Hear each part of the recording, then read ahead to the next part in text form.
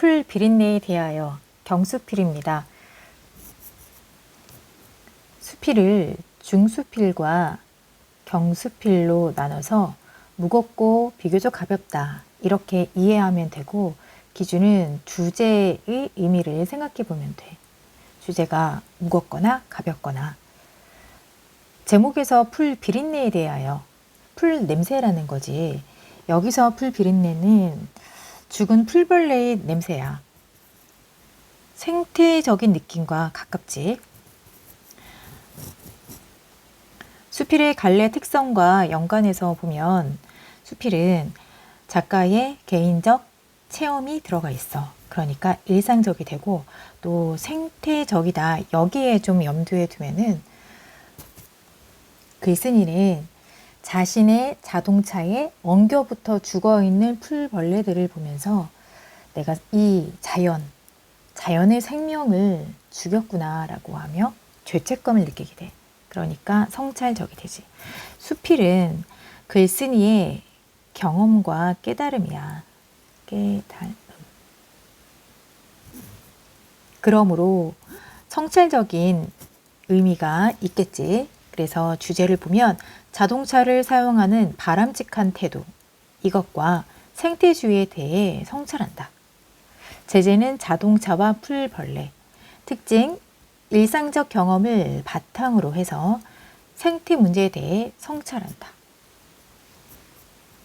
이렇게 생태 문제에 대해 성찰한다는 것은 이런 경험과 성찰을 바탕으로 생태 문제에 대한 고민을 드러냈다는 거야.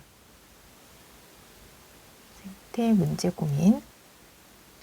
그 다음에 또 다른 특징은 넘버링 맥에서 두 번째에는 자동차, 아까 제재가 자동차도 있었잖아. 이 자동차에 대한 새로운 관점을 제시해. 자동차에 대한 새로운 관점이라는 것은 자동차는 인간에게 안락한 공간을 제공하는 동시에 또 다른 생명을 해칠 수도 있는 거잖아. 이렇게 이중적인 모습을 제시함으로 해서 자신의 안락과 피로 때문에 다른 생명에게 해를 가하면 생태적인 문제가 발생할 수 있잖아.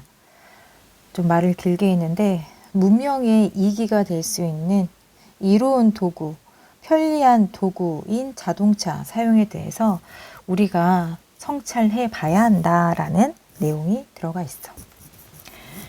표현상 특징으로 비유와 예시, 인용 등이 있다. 나이덕 작가 하면은 생태적인 시와 수필을 많이 쓰신 분인데, 시에는 배추의 마음이 있고 자연 친화, 배추의 마음, 그 다음에 수필로는 풀 비린내에 대하여와 또 반통의 물 있어. 수필은 처음, 중간, 끝 3단 구성이고 처음 들어갑니다.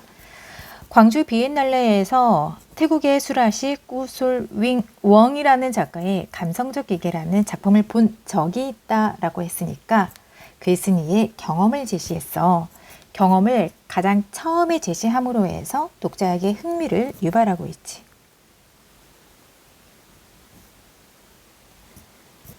그러면 이렇게 수필은 경험과 깨달음이잖아. 지금 이러한 경험이 있어서 무엇을? 자동차에 대한 생각을 곱씹어 보게 된 것이야. 중간 내용 볼게. 이 작품은 1965년형 폭스바겐의 엔진 핸들, 타이어, 자, 이런 부품들, 차체를 뒤집어 그네 침대로 설치한 것이다. 그림 잘 안 보이지만 이렇게 그네 침대가 된 거야. 그네 옆에는 타이어를 비롯한 부속품 재활용. 이렇게 차체로 만들어진 그네 침대 속에서 아이들이 텔레비전을 보고 있는 동안 나는 누구? 글쓴이고 작가, 서술자이지?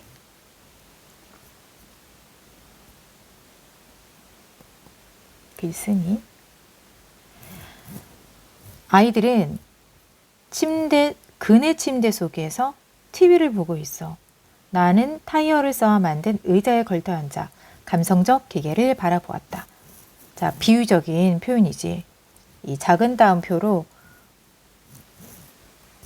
강조했는데 감성적 기계를 바라보았다. 즉, 이 자동차를 바라보았다라는 것이지 예술 작품으로 만들어진 감성적 기계 이것을 바라보았다. 흔히 달리는 무기 또 따옴표 나오고 흔히 달리는 무기라고 불리는 자동차 원관념 뭘까? 자, 모두 다 자동차야. 그러면 여기에서는 자동차가 달리는 무기라고 불린다. 이렇게 해서 은유법이 되지 A는 B다. 달리는 무기라고 불리는 자동차가. 그럼 여기서 좀 구분해 보면 감성적 기계 하면은 이 작가의 감성적 기계였어. 작가의 감성적 기계. 이거잖아. 그 다음에 자동차를 비유한 건 달리는 무기.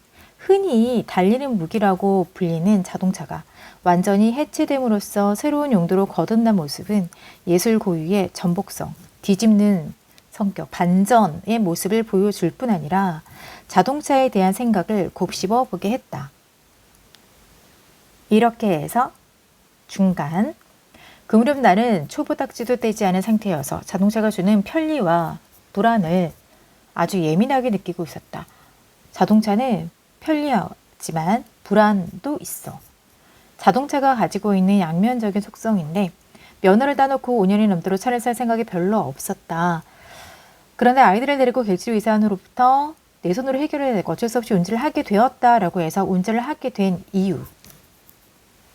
수필은 글쓴이가 아주 개인적인 그런 경험 이야기를 하는 거잖아. 그래서 이런 내용이 다 들어가 있어.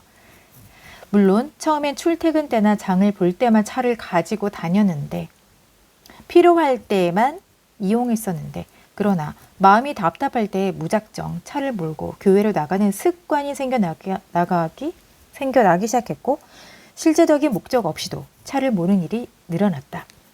누구의 방해도 받지 않고 나를 어디로든 데려다 줄 수 있는 밀폐된 공간에 그렇게 조금씩 길들여져 갔다. 자동차의 속성이라고 할 수 있지. 차 안에 운전자, 그러니까 누구의 방해도 받지 않고 내가 조종하는 대로 어디로든 데려다 줄 수 있는 밀폐된 공간, 조금씩 길들여져 갔다. 길들여져 갔다. 익숙해져 갔다.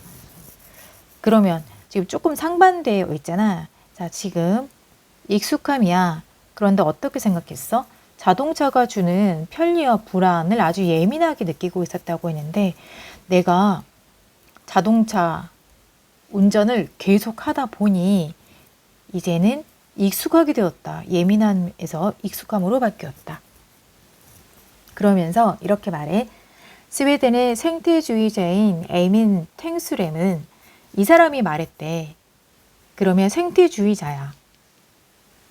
그럼 전문가의 말이 나오니까 신뢰성이 확보되지. 자동차라는 물건이 자기 자신의 영토 안에 머물고자 하는 의지와 이 영토 밖으로 움직일 필요성을 큰 따옴표 누가 한 말, 탱수렘이 한 말이야. 동시에 충족해준다. 양면성이 있다. 자동차의 속성은 두 가지야. 자기 자신의 영토 안에 머물고자 하는 의지, 또 정반대로 영토 밖으로 움직일 필요성, 동시에 충족해준다.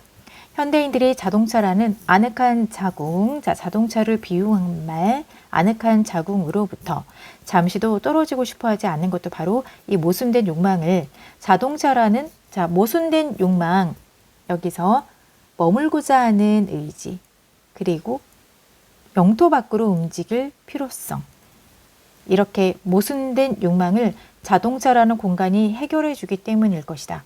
앞에서 말한 감성적 기계처럼 자동차를 해체하지 않아도 자동차는 이미 충분히 감성적 기계 노릇을 하고 있는 셈이다. 이미 충분히 감성적 기계 노릇을 하고 있어.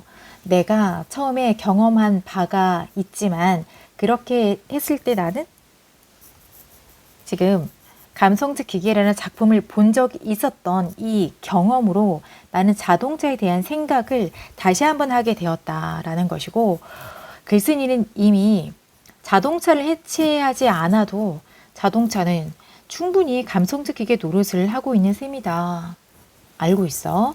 하지만 얼마 안 가서 자동차에 대한 낯설고 당혹스러운 경험을 하게 되었다. 자, 그러면 자동차에 대한 낯설고 당혹스러운 또 새로운 경험이야, 지금. 갑자기 서울에 갈 일이 생겼는데 차표 구할 수 없었고 이렇게 해서 내가 운전을 했는데 지금 서울에 도착해서 일을 보고 다음날 밤에 광주로 내려올 수 있었다. 그런데 밤에 고속도로를 달리는데 내가 심야 운전을 하게 된 이유가 나와 있었고 차창에 무언가 타닥타닥 부딪히는 소리가 났다. 수많은 풀벌레가 차에 부딪혀 죽는 소리. 처음엔 모래 알갱이 같은 게 튀는 소리라니 했는데 다음날 아침 출근하려는데 유리창은 물론 앞 범퍼에 푸르죽죽한 것들. 자, 그 대상은 바로 풀벌레들이지. 푸르죽죽한 것들은 풀벌레. 수많은 풀벌레들이 달리는 차체에 부딪혀 죽은 잔해였다. 마치 거대한 모터 주위에 두껍게 쌓여있는 먼지 뭉치. 자, 이 먼지 뭉치 풀벌레들이고 그것을 닦아내려다 나는 지난밤 엄청난 범죄라도 저지른 사람처럼 직유법 비유를 했지 나를. 그만큼 나는 죄의식과 그 다음에 손발이 후들후들 떨려 충격을 느꼈다. 세차장으로 가서 물살에도 엉겨붙은 풀벌레들의 흔적은 완전히 지워지지 않았어. 운전대를 잡을 때마다 풀 비린내에 몸서리 치는 기억으로 남았고 나는 손을 씻고 또 씻었다. 그 기억을 지우고 싶은 글쓴이의 마음, 행동으로 나타난 거지. 시속 100km 정도의 속력에 그렇게 많은 풀벌레가 지디겨졌다는 것도 믿기기 어려웠지만 이런 살상의 경험 나는 이 경험은 살상의 경험이야. 자기 성찰을 하게 되는 계기야. 이 경험은 성찰을 하게 되는 계기가 되었어. 모든 운전자들이 초경처럼 겪었으리라는 사실, 누구나 겪는 것처럼 겪었으리라는 사실이야말로 나에게는 예상치 못한 충격이었다. 예상하지 못한 충격이야. 운전을 했기 때문에 미리 알고 있었던 거 예견된 거 아니고 이럴 줄 몰랐었어. 예상치 못한 충격. 나중에 내용일치 나올 때 잘 확인해보고 인간에게 안락한 공간이 다른 생명을 해칠 수도 있다는 자각이 그제와 찾아왔다. 자동차에 대한 반성과 성찰. 아까 전에 살상의 경험이라고 했고 성찰의 계기가 되었어. 이 경험은 자 다시 정리 이렇게 해볼게. 풀벌레가 차체에 부딪혀서 죽었어. 죄책감, 충격을 느낀 이 살상의 경험은 성찰을 하게 되는 계기가 되었어. 그리고 내가 반성과 성찰의 내용은 인간에게 안락한 공간이 다른 생명을 해칠 수도 있다는 자각이야. 인간에게 안락한 공간, 차는 다른 생명을 해칠 수도 있구나. 우리에게 좋았는데 다른 생명을 해칠 수가 있어. 다음. 중간 정리해보자. 자동차는 달리는 무기이면서 감성적 기계야. 달리는 무기이다. 달리는 무기, 이동수단으로서 사고 위험성이 있고 감성적 기계 하면 운전자만의 아늑한 공간을 마련해줘. 자, 이렇게 모순된 욕망의 해결 도구로서 내용을 보면 자기 자신의 영토 안에 머물고자 하는 의지와 영토 밖으로 움직일 필요성과 같은 모순된 욕망을 동시에 충족해줘. 이 글에 나타난 자동차의 성격은 양면적이야. 비유적으로 달리는 무기, 감성적 기계라고 했고 그 다음에 각각 비유적인 의미의 뜻을 알아야 돼. 달리는 무기, 이동수단 위험성이 있어. 감성적 기계, 운전자에게 아늑한 공간이야. 그러면 마이너스 플러스 이렇게 두 가지 성격이 있어. 그 다음 그 권위 있는 사람이 말했잖아. 생태주의자. 찾아보면 스웨덴의 생태주의자 나왔었지. 그래서 이 사람의 말을 인용해서 자동차 영토 안에 머물고자 하는 의지와 영토 밖에 움직일 필요성과 같은 모순된 욕망을 동시에 충족해주는 도구이다 라고 했어. 그 다음에 글쓴이의 성찰, 풀 비린내의 의미. 글쓴이가 이러한 내용으로 성찰하는 것을 감각적으로 표현했지. 후각. 풀벌레들이 달리는 차체에 부딪혀 죽은 잔해에서 난 냄새. 글쓴이가 성찰하는 것은 생명을 죽인 것에 대해서 죄책감을 느끼게 되고 자동차를 몰고 다니는 것 자체가 살생행위임을 자각하게 되었다. 자, 이제 끝이야. 옛날 티베트의 승려들은 갑자기 글쓴이와 관련 없는 말 나오잖아. 글쓴이 지금 옛날 티베트에 간 거 아니거든. 승려 얘기하고 있어. 티베트 승려. 그래서 이것은 예시야. 입을 열어 말을 할 때마다 공기 중에 미생물을 죽이게 될까봐 얼굴에 7겹의 천을 두르고 다녔다고 한다. 그런 얘기 있잖아. 우리가 1년 동안에 평균, 이게 객관적 수치는 아니야. 거미를 3마리 먹고 날파리를 7마리 먹고 이런 게 있었어. 그게 보면은 우리가 원치 않아도 이렇게 생명을 해칠 수가 있게 되는 거거든. 지금 티베트 승려를 이해하기 위해서 그냥 보면 정말 이해가 안 가거든. 입을 열어서 말을 할 때마다 공기 중 미생물을 엄청 많이 죽이게 되잖아. 그럴까봐 미생물 죽여. 그래서 얼굴에 7겹의 천을 두르고 다녔대. 그러면 이것이 어떤 예시? 미물일지라도 생명이 있는 모든 것을 지키려는 태도. 그걸 생각하면 자동차를 몰고 다니는 것 자체가 엄청난 살생이. 자, 이런 예시를 봤을 때 그렇지. 그러면 자동차를 몰고 다니는 거 그 자체 얼마나 큰 살생 행위가 될까? 의도치 않은 살생이 얼마나 많이 일어날까? 글쓴이도 장거리 심령 운전을 했을 뿐인데 나중에 보니 차체에 수많은 풀벌레들이 죽어 있었다. 죽어서 타닥타닥 붙어 있었다 라고 했으니까, 자, 우리 여기서 이러한 예시 또 다른 것들이 뭐가 있나 보면은 이것들은 모두 다 생명이 있는 모든 것을 지키려는 태도야. 그래서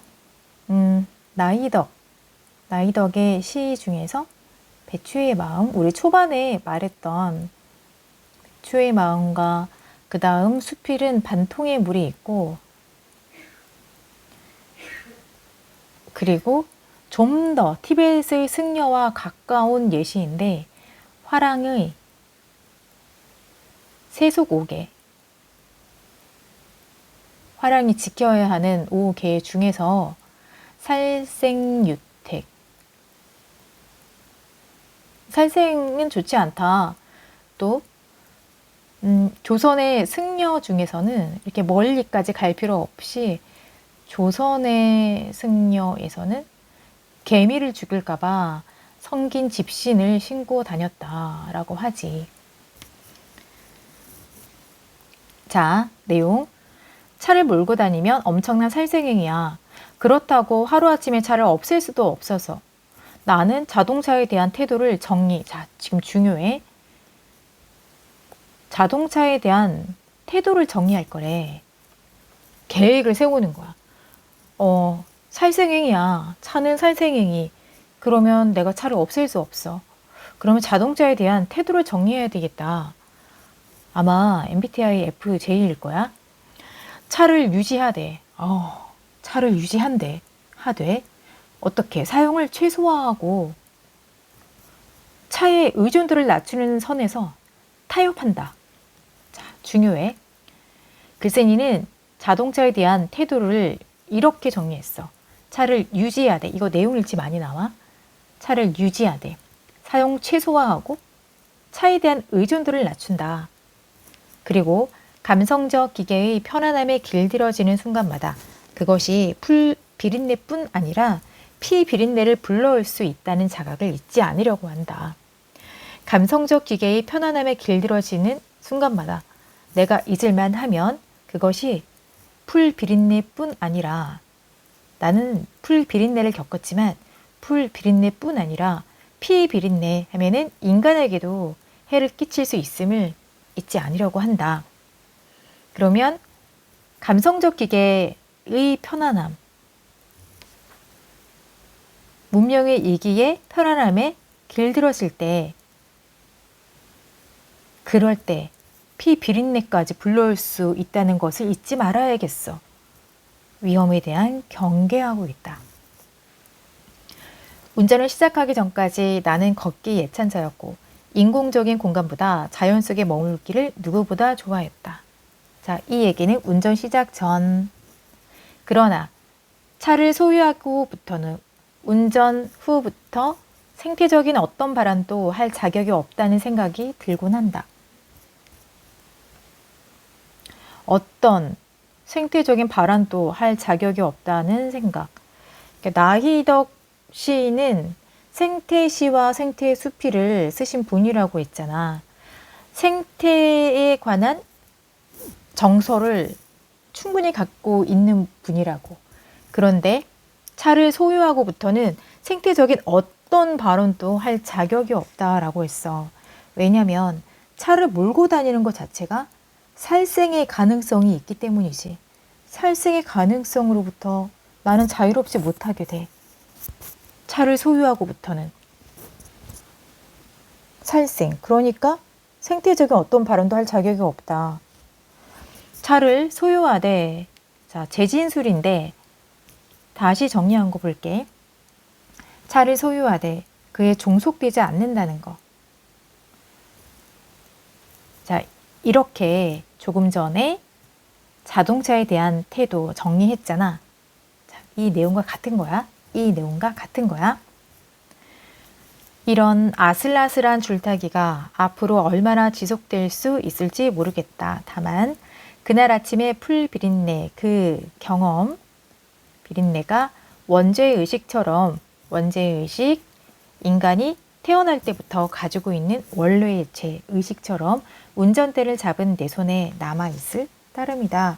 이렇게 해서 풀벌레를 죽음에 이르게 한 그 경험을 통해서 성찰하고 있는 마지막 멘트였어. 정리해보자. 자동차에 대한 괴승의 생각과 태도, 풀 비린내 사건 이후 감성적 기계 전심을 관람했을 때, 이거 지금 다시 자동차에 대한 괴승의 생각과 태도, 감성적 기계 전심을 관람, 지금 전심을 관람 경험을 했을 때 차는 감성적 기계구나. 달리는 무기라고 불리는 자동차가 안락한 공간이 될 수 있구나. 이렇게 곱씹어 보았다. 그런데 풀 비린내 사건을 겪었어.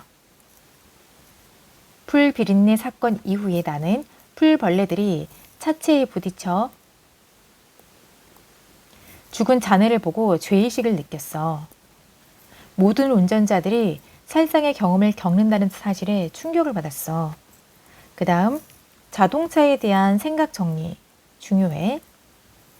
인간에게 안락한 공간이 다른 생명을 해칠 수도 있다는 사실을 자각하고 자동차가 더 많은 생명을 해칠 수 있는 무기라는 사실을 잊지 않으려 했고 차를 유지하되 사용을 최소화하고 차에 대한 의존도를 낮추고자 했다.